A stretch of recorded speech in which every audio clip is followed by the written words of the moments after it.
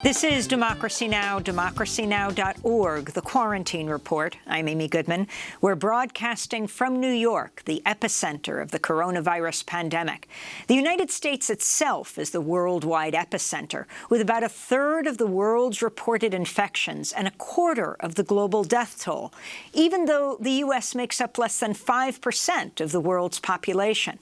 This comes as the U.S. Labor Department says roughly 40 million Americans have filed for unemployment benefits since mid-March, and the scale of U.S. job losses is set to rival the Great Depression.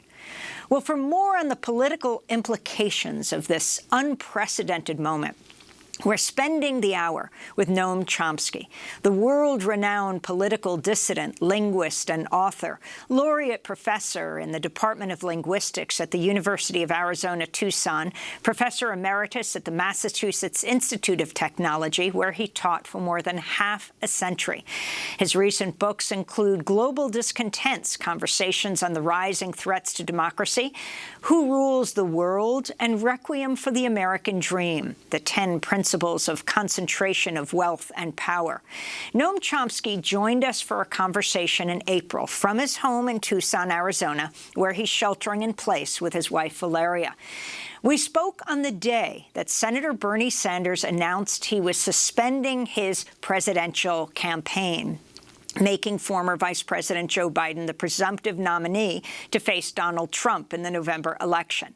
I began by asking Professor Chomsky about what's happening right now in the context of the 2020 elections, what he sees happening in November. If Trump is reelected, it's an indescribable disaster. It means that the policies of the past 4 years, which have been extremely destructive to the American population, to the world, will be continued and probably accelerated.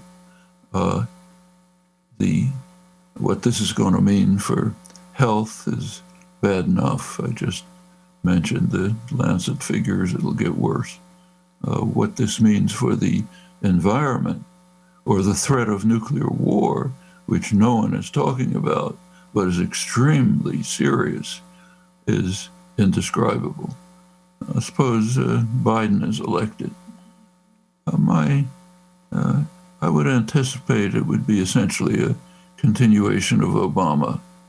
Nothing very great, but at least not totally destructive. And opportunities for an organized public to change what is being done, to impose pressures. It's common to say now that the Sanders campaign failed. I think that's a mistake. I think it was an extraordinary success, completely shifted the arena of debate and discussion. Issues that were unthinkable a couple of years ago are now right in the middle of attention. The worst crime he committed in the eyes of the establishment is not the policies proposing. It's the fact that he was able to inspire popular movements which had already been developing, Occupy, Black Lives Matter, many others, and turn them into an activist movement which doesn't just show up every couple of years to push a lever and then go home, but applies constant pressure, constant activism, and so on. That could affect a Biden administration. It could also, even if it's just a holding action, it means there's time to deal with the major crises.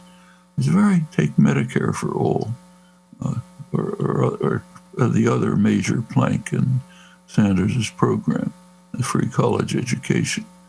Across the whole mainstream spectrum, all the way to what's called the left and the mainstream, this is condemned as too radical for Americans. Just think what that means. That's an attack on American culture and society, which you would expect from some hostile enemy. What it's saying is it's too radical to say that we should rise to the level of comparable countries. They all have some form of national health care. Most of them have free higher education. The best performing countries nationally, like Finland, free, Germany, free, right to our south, Mexico, a poor country, high quality higher education, free. So to say we should rise to the level of the rest of the world is considered too radical for Americans. It's an astonishing comment. As I say, it's a critique of America that's you'd expect from some super hostile enemy. That's the left of the spectrum. Tells you that we have really deep problems. It's not just Trump. He's made it much worse, but the problems go much deeper, just like, say, the ventilator catastrophe, which I described, just based on good capitalist logic with the extra hammer blow of making the government ineffectual to deal with things.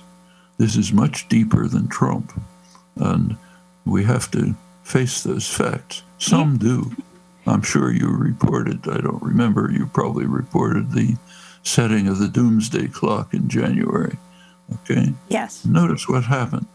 All through Trump's term, the minute hand of the doomsday clock, the best general assessment we have of the state of the world, moved closer to midnight termination, reached the highest point ever. This January, it exceeded it. The analysts gave up minutes, moved to seconds, 100 seconds to midnight, thanks to Donald Trump and the Republican Party, which is just monstrous, no longer qualifies as a political party. It simply sheepishly echoes everything the master says. No zero integrity. It's just amazing to watch. He surrounded himself by a collection of sycophants who just repeat worshipfully everything he says. Real major attack on democracy as alongside the attack on the survival of humanity, to quote J.P. Morgan Chase again, the nuclear war, raising the threat of nuclear war, dismantling the arms control system, which has to some extent protected us from total disaster. It's astonishing to watch. The same memo that I quoted about how the policies we're following are risking the survival of humanity ended by arguing that the bank should cut back its fossil fuel support, in part because of the reputational consequences. Their reputation is being harmed. What does that mean? That means that activists are putting pressure on them, and they have to maintain some kind of reputation. Now, that's a good lesson, and it works. We've seen some very striking examples. Take, say, the Green New Deal. A couple of years ago, that was an object of ridicule if it was mentioned at all. Some form of Green New Deal is essential for the survival of humanity. Now it's part of the general agenda. Why? Activist engagement, especially Sunrise Movement. Group of young people acted significantly up to the point of sitting in congressional offices.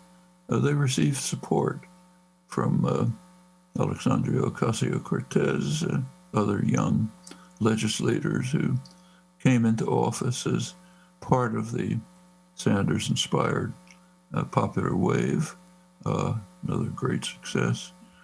Ed Markey, senator from Massachusetts, joined in. Now it's part of the legislative agenda. The next step is to force it through in some viable form, and there are very good ideas as to how to do that. Well, that's the way things can change.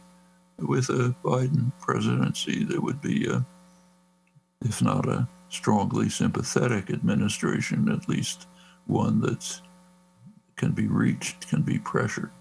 And that's very important.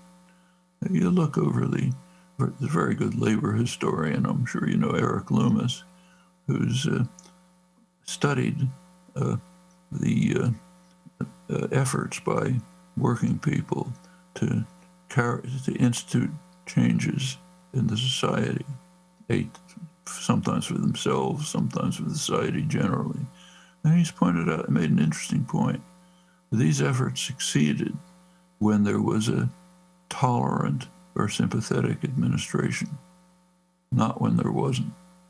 That's a big one of many enormous differences between Trump, the sociopath, and Biden, who's kind of pretty empty. You can push him one way or another. This is the most crucial election in human history, literally. Another 4 years of Trump, and we're in deep trouble.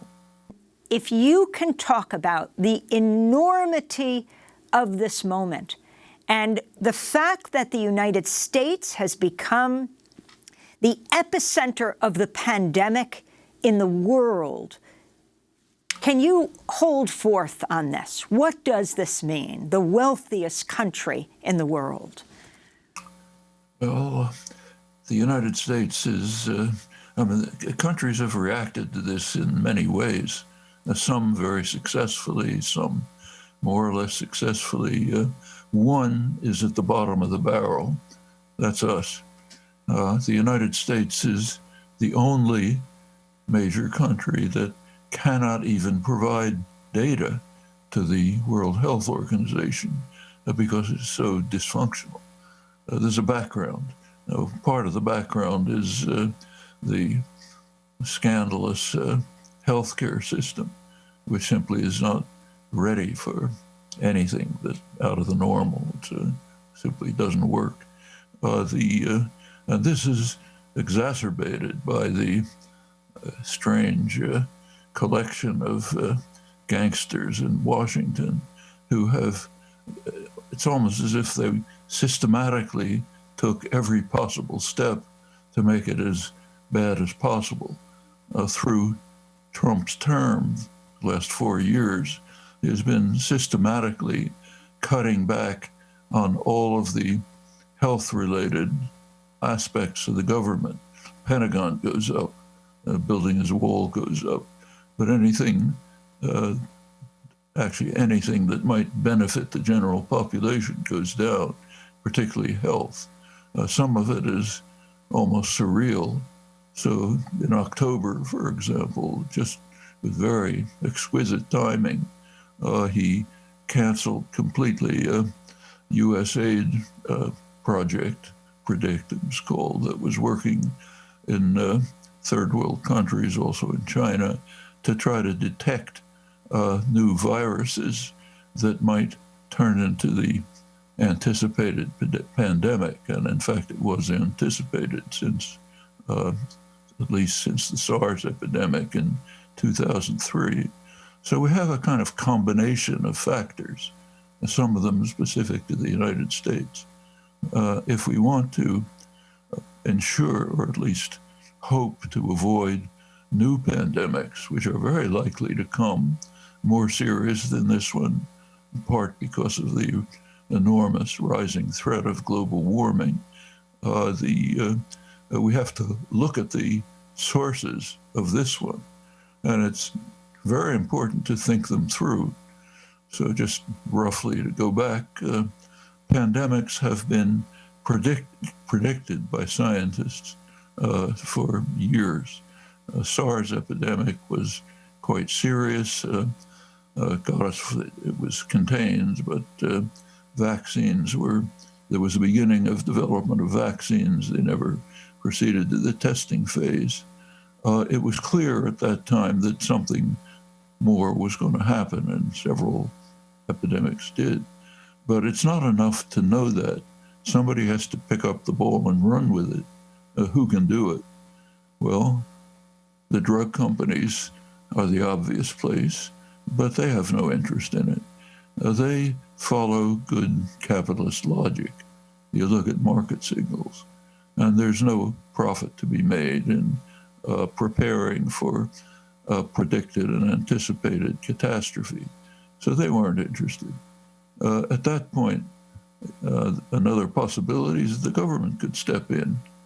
I'm old enough to remember the terror of polio was ended by a government-initiated, funded project that finally led to the Salk vaccine, which was free, no intellectual property rights. Jonas Salk said it should be as free as the sun.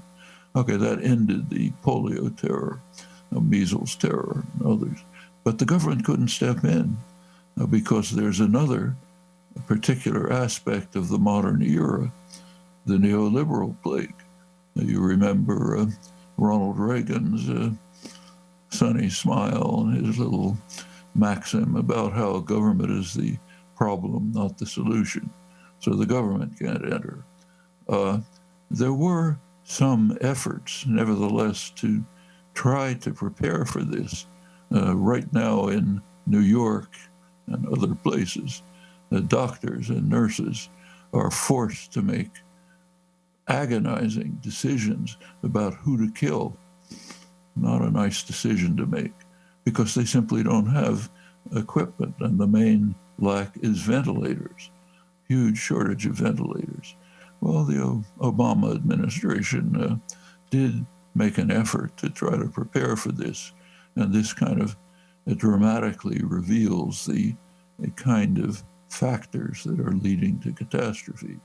They contracted with a small company that was producing high-quality, low-cost ventilators. The company was bought up by a larger one, Covidian, which makes fancy, expensive ventilators. And they shelved the project.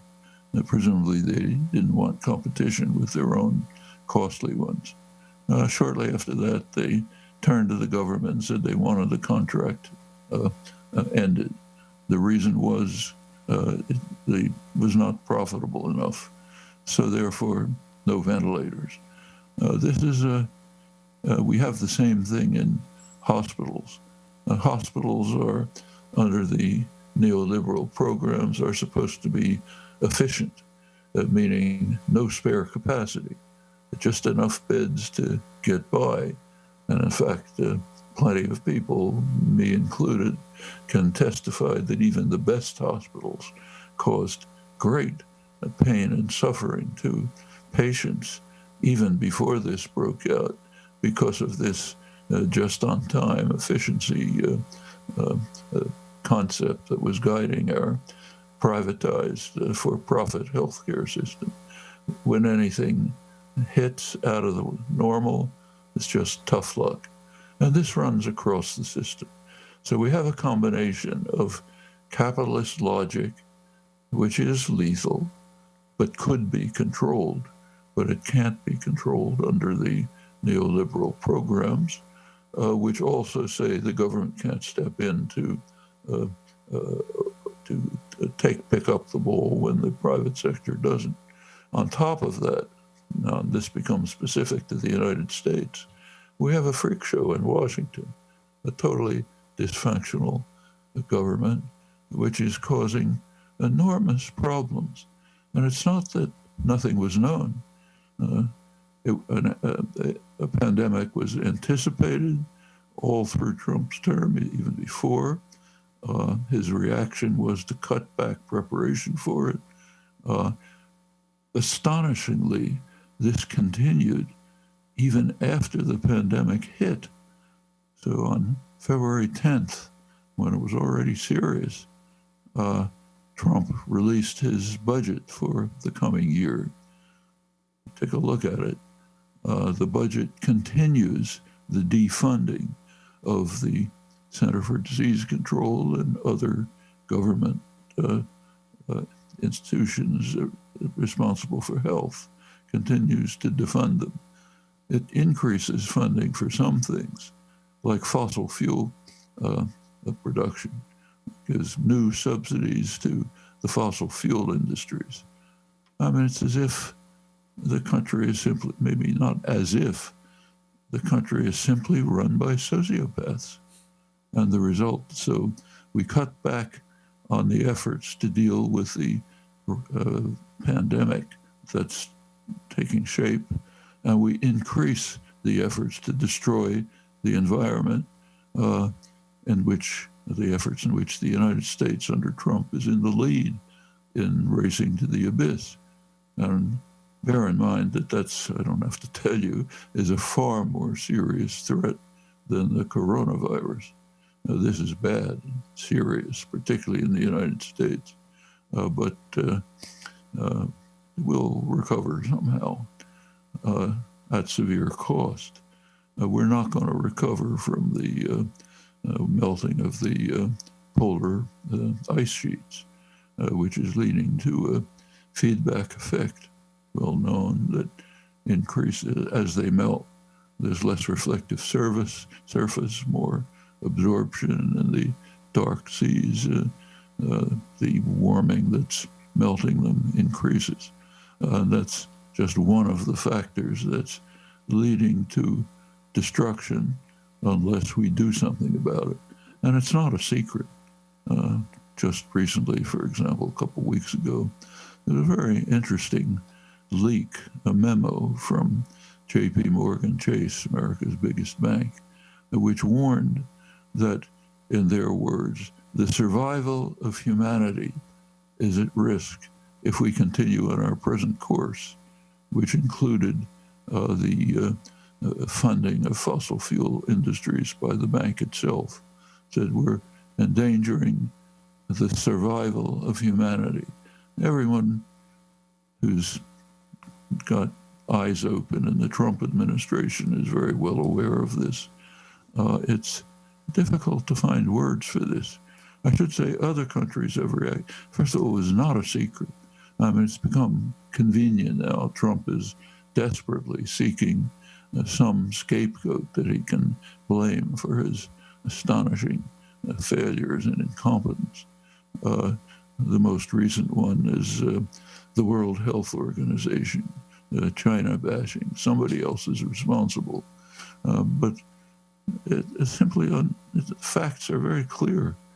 China very quickly informed the World Health Organization last December that they were finding patients with pneumonia-like symptoms with unknown etiology. Didn't know what it was. About a week later, January 7th, they made public the fact to the World Health Organization, the general scientific community in the world, that Chinese scientists had found out what the source was, a coronavirus resembling the SARS virus. They had identified that they'd sequenced the genome. They were providing the information to the world. The U.S. intelligence was well aware of it. They were spent January and February trying to get somebody in the White House to pay attention to the fact that there's a major pandemic. Nobody could listen. Trump was off playing golf or maybe listening, checking his TV ratings. Yesterday, we learned that one very high-level official, very close to the administration, Peter Navarro, in late January had sent a very strong message to the White House saying this is a real danger, but even he couldn't break through. Noam, you mentioned Peter Navarro, the trade representative, sending a memo. It just came out in the New York Times in late January, warning of the coronavirus, saying that I think something like up to 1 million people could die.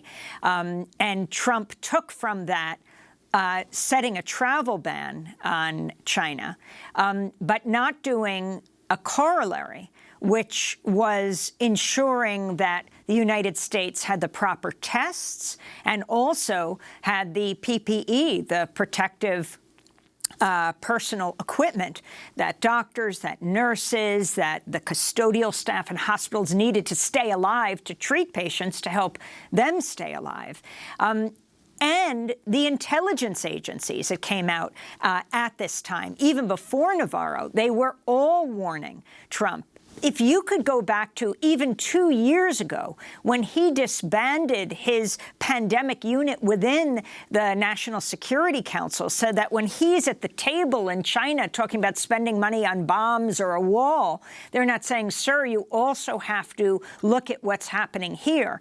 And that unit, pandemic unit, not only is about how we deal in the United States, but also ensuring, as the CDC does and other agencies of the U.S. government, that scientists are sent out to other countries like China to investigate and to help other countries, because when it comes to a pandemic, we're all in this together. So if you could talk about these early warnings and why testing and this protective personal equipment is so important. Well, remember that it continued even after the pandemic was already enforced. The budget proposal is astonishing. This is February 10th, well into the pandemic. Trump cuts further the health-related components of the government, continuing they're under the axe just as they were throughout his term. Actually, the clips that you played before are part of a very clever strategy. Whether this is consciously planned or just intuitive, I don't know. But the pattern of simply making one statement today, contradicting it tomorrow, coming out with something else the next day, is really brilliant. It means he's going to be vindicated. Whatever happens, he'll have said it. You shoot arrows at random, some of them are going to hit the target. And his technique with the Fox echo chamber and the worshipful base is simply tuned to Fox, Limbaugh, etc. They're just going to pick whatever happened to be right and said, look, our wonderful president, the greatest president we've ever had, our savior, knew it all along. And here was the statement. Can't miss. It's very much like the technique of producing constant lies. I don't even have to go through it. The assiduous fact checkers taught them up. I think it's maybe 20,000 by now or something. And he's laughing all the way. This is perfect. You tell constant lies. What happens is the concept of truth just disappears. So Noam Chomsky, world-renowned political dissident, well-known linguist, author, activist, as you listen to the Fox News, this is not just a channel.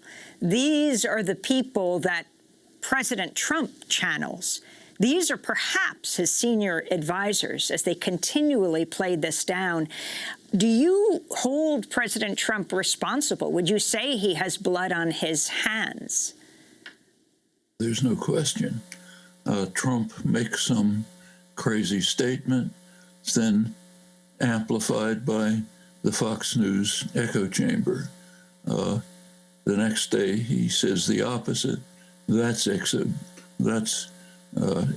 echo chamber amplifies that. Notice that the tone of the reporting is interesting. It's all with perfect confidence, not what any sane, rational person would say. We really don't know. There's a lot of uncertainty. This is the way things look today. There's nothing like that. Absolute confidence. No matter what the dear leader says, we amplify it. And it's an interesting dialogue. They amplify what he says. Sean Hannity can say this is the greatest move that was ever made in the history of the world. The next morning, Trump tunes into Fox and Friends, listens to whatever is said. That becomes his thought for the day. It's an interaction. Murdoch and Trump moving literally to try to destroy the country and destroy the world. Because in the background, we should never forget, is a far greater threat that is coming closer and closer, while Trump is leading the way to destruction. He has some assistance.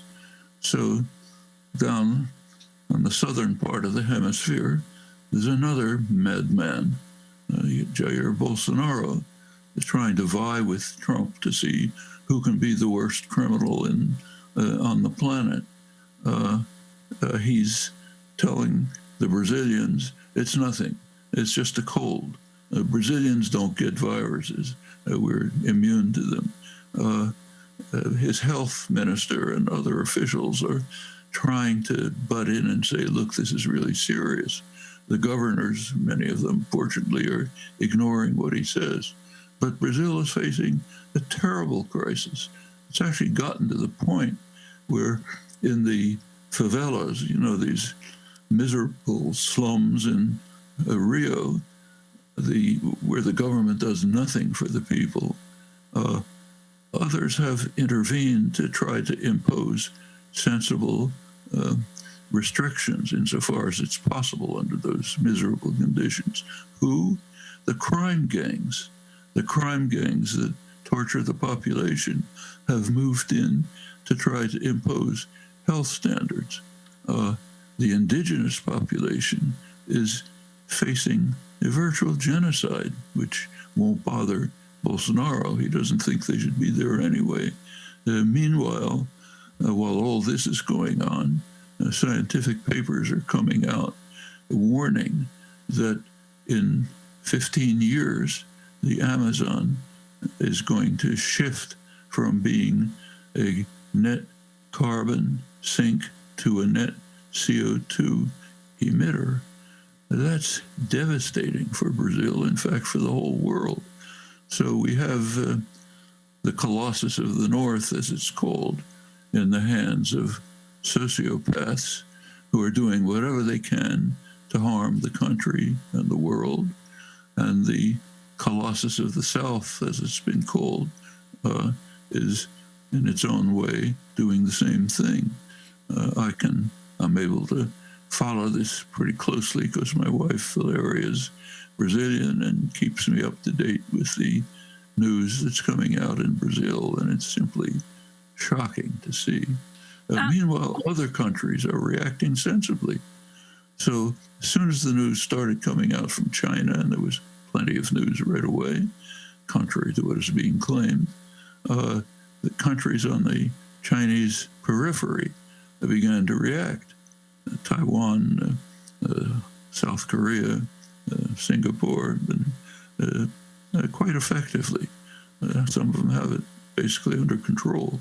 New Zealand has apparently quashed the crisis, the coronavirus, maybe almost completely, with a lockdown right away, an immediate lockdown for a couple of weeks, and seems to have come close to ending it. You look into Europe, most of Europe just dithered, but some countries, the better organized countries, did act right away. It's very striking. It would be very useful for Americans to compare Trump's ravings of the kind you illustrated with Angela Merkel's, German chancellor, her sober, factual talk to the German people, describing exactly what's happening and what has to be done.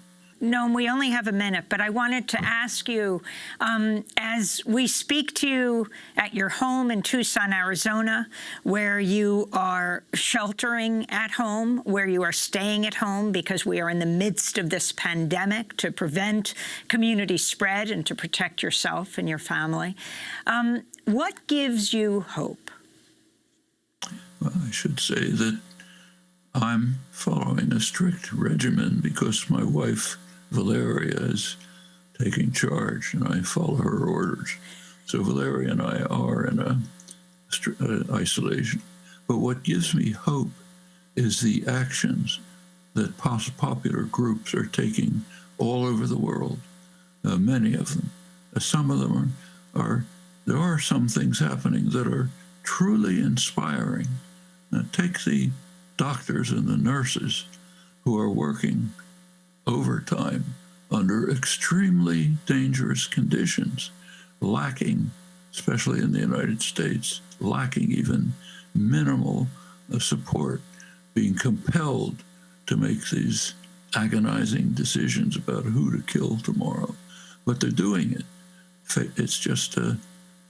It's an inspiring tribute to the resources of the human spirit, a model of what can be done, along with the popular actions, the moves to create a progressive international. These are all very positive signs. You look back in recent history, there have been times where things looked really hopeless and desperate. I can go back to my early childhood, the late 30s, early 40s. It looked as though the rise of the Nazi plague was inexorable. Victory after victory. It looked like you couldn't stop it. It is the most horrible development in human history. Well, turns out I didn't know that at the time, that U.S. planners were expecting that the post-war world would be divided between a U.S.-controlled world and a German-controlled world, including all of Eurasia. A horrifying idea. Well, it was overcome. There have been other serious, the civil rights movement, young freedom riders going out into the Alabama to try to encourage black farmers to go to vote despite the serious threat of being murdered and being murdered themselves. This is examples of what humans can do and have done. And we see many signs of it today, and that's the basis for hope. If you can talk for a moment globally about what's happening on an issue that has been close to your heart for decades, and that is the occupied territories, Gaza and the West Bank. What it means for a place like Gaza, called by the UN and people around the world a kind of open-air prison of almost 2 million people, what the pandemic could mean there. It's almost impossible to think about. Gaza is 2 million people who are living in a prison, open-air prison, under constant attack. Israel, which is the occupying power, recognized by everyone in the world except Israel, Israel has been imposing very harsh sanctions ever since the Palestinians made the mistake of carrying out the first free election in the Arab world and electing the wrong people. The United States and Israel came down on them like a ton of bricks. Israel's policy, as was explained by Dov Weissglass, the person in charge of the withdrawal of Israeli troops, withdrawal of the settlers, and imposition of the new regime, explained frankly, we are putting the people of Gaza on a diet, just enough to keep them alive, meaning wouldn't look good if they all die, but not anything more than that. So not a piece of chocolate or a toy for a child. That's out. Just enough to stay alive. If you have a serious health problem, maybe you can apply to go to the hospital in East Jerusalem. Maybe after a couple of weeks you'll be allowed to go. Maybe a child is allowed to go, but his mother's not allowed to come.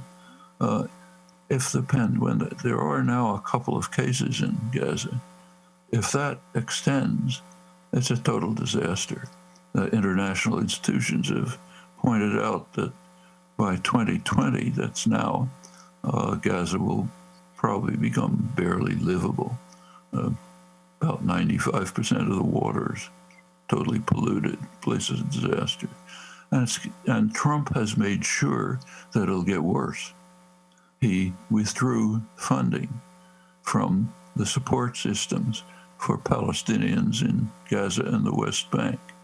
UNRWA killed the funding. Palestinian hospitals killed the funding. And he had a reason. They weren't praising him enough. They weren't respectful of the God. So therefore we'll strangle them, even when they're barely surviving under a harsh and brutal regime. Incidentally, this extends to Palestinians in Israel as well. Human rights activists in Israel pointed out recently, there's articles about it in Haaretz, that Israel finally began to set up a few drive-by testing areas, only in Jewish areas, not in the areas with Palestinian population, and to make sure that that the intended results would follow. They announced it only in Hebrew, not in Arabic, so Palestinians wouldn't even know. Well, that's within Israel. In the occupied territories, far worse. And the Trump hammer came in saying, we're not even going to give you a penny because you're not respectful enough of me. I don't know how to describe this kind of thing. I can't find words for it. Noam Chomsky, what do you think is required in an international response to stop the rise of authoritarianism in response to this pandemic? For example, in the Philippines, where the authoritarian leader, Trump ally Duterte, talks about killing people. The massive crackdown without support of the people of India, 1.3 billion people with Narendra Modi. President Trump was in India as the pandemic was taking off, never saying a word about it, packing a stadium of 100,000 people.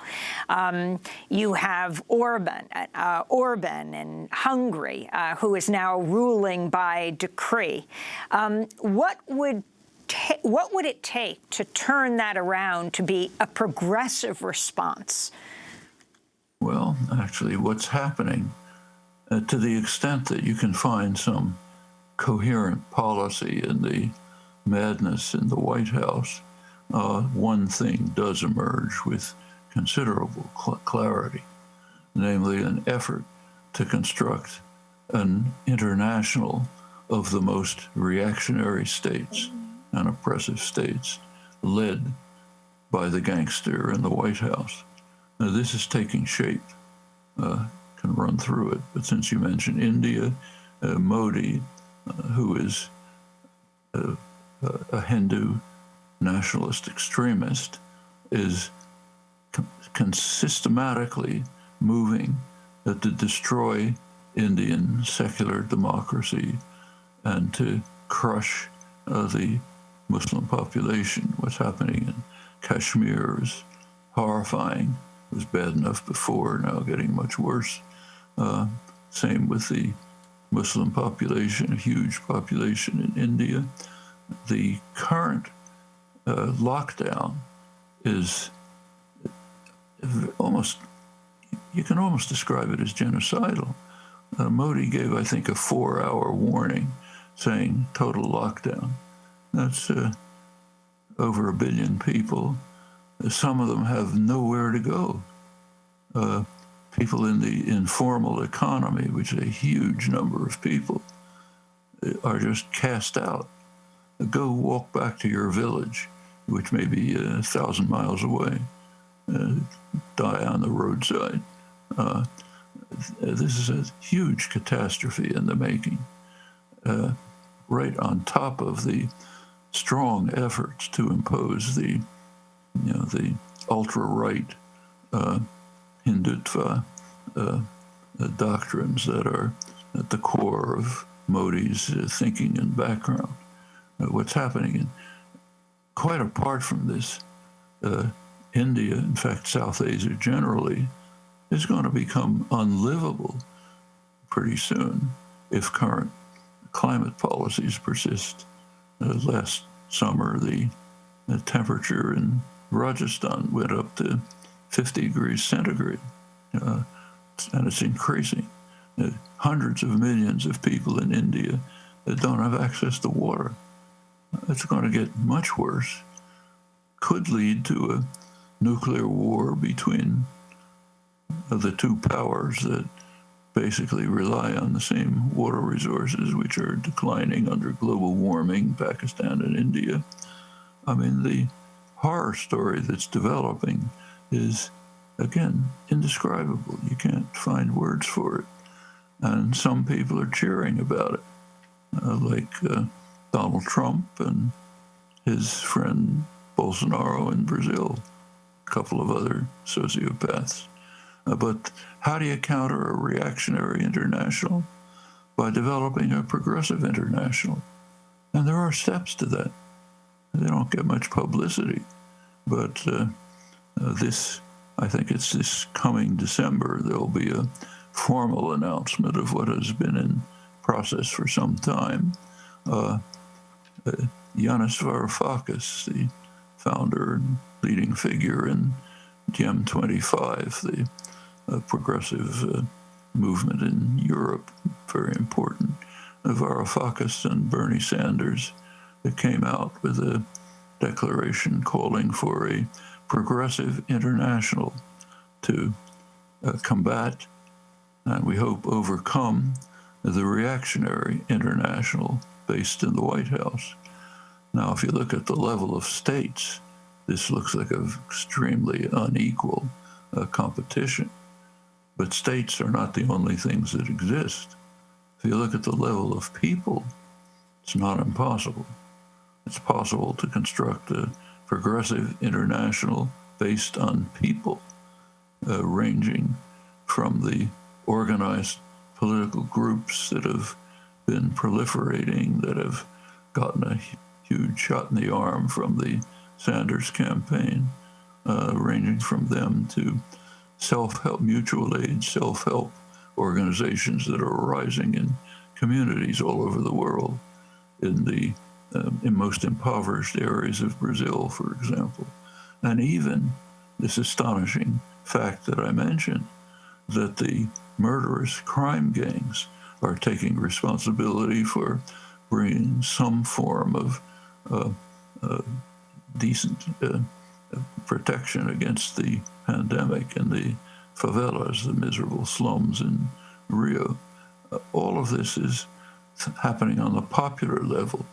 If it expands and develops, if people don't just give up and despair, but work to change the world as they've done in the past under much worse conditions, if they do that, there's a chance for a progressive international. And notice, bear in mind that there are also striking cases of internationalism, progressive internationalism at the state level. So take a look at the European Union. The rich countries in Europe, like Germany, have recently given us a lesson in just what the union means, right? Germany's managing pretty well. They probably have the lowest death rate in the world. It's an organized society. Right next door, northern Italy, is suffering miserably. Is Germany giving them any aid? No. In fact, Germany even blocked the effort to develop Eurobonds, general bonds in Europe, which could be used to alleviate the suffering in the countries under the worst conditions. But fortunately for Italy, it can look across the Atlantic for aid from the superpower on the Western Hemisphere, Cuba. Cuba is once again, as before, exhibiting extraordinary internationalism, sending doctors to Italy. Germany won't do it, but Cuba can. China is providing material aid. So these are steps towards progressive internationalism at the state level. World-renowned political dissident, linguist, and author Noam Chomsky, laureate professor in the Department of Linguistics at the University of Arizona, professor emeritus at Massachusetts Institute of Technology, where he taught for more than half a century. Noam joined us from his home in Tucson, Arizona, where he is sheltering in place. And that does it for our show. To see more of our conversation, go to democracynow.org. You can also sign up there for our daily quarantine report. Democracy Now! Is working with as few people on site as possible. The majority of our amazing team is working from home. Democracy Now! Is produced with Renee Feltz, Mike Burke, Dina Guzder, Libby Rainey, Nermeen Sheikh, Carla Wills, Tammy Warrenoff, Jarina Nadura, Sam Alkoff, Tay-Marie Astudio, John Hamilton, Rabi Karen, Hani Masood, Adriano Contreras, and Maria Taracena. Our general manager is Julie Crosby. Special thanks to Becca Staley, Miriam Barnard, Paul Powell, Mike DeFilippo, Miguel Noguera, Hugh Grand, Dennis Moynihan, David Prude, and Dennis McCormick. Please be safe. I'm Amy Goodman. Thanks so much for joining us.